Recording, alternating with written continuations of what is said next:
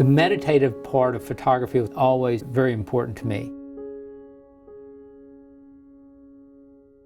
I started shooting some architectural details, and I was in Atlanta one day, and I thought, I wonder if I put my camera in this bush over here, if I could see the building from the other side.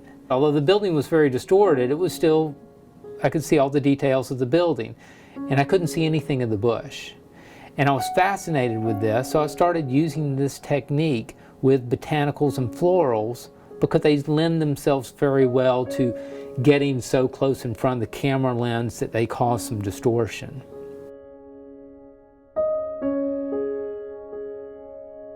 I love this technique because it gives me some abstraction to the image, and it adds some mystery that we don't normally see.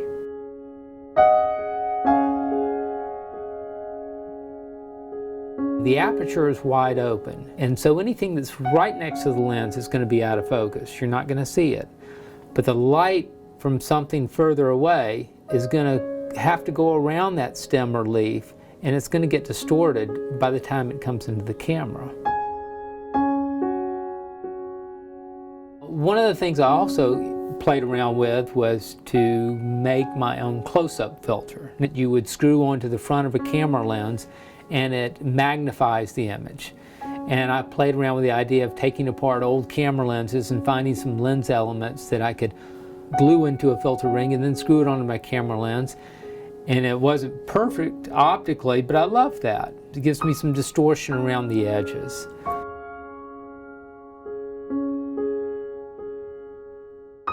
When I shoot flowers, I'm looking for something that inspires people. I want the photograph to be moving emotionally. If I want to photograph a flower where you feel inspired by it, I need to get down on the ground. I need to shoot that flower as if it's towering over us, something that we want to strive to be.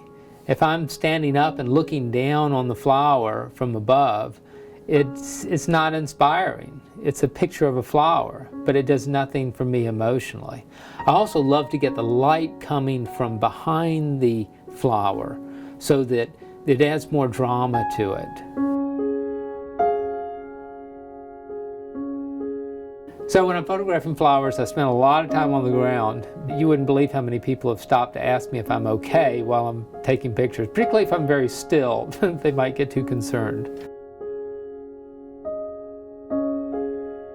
When someone looks at one of my photographs, I want them to feel awe. I want them to say, wow, that's amazing, or that's beautiful. I've never seen a flower quite like that before.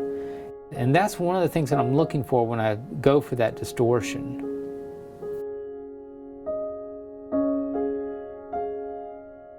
When I photograph the flowers, I love to almost personify them. I want them to almost take on a life of their own where we can see ourselves in those flowers. And I'm trying to show us something part of our own lives and what's inside of us that we can also see in these flowers and plants.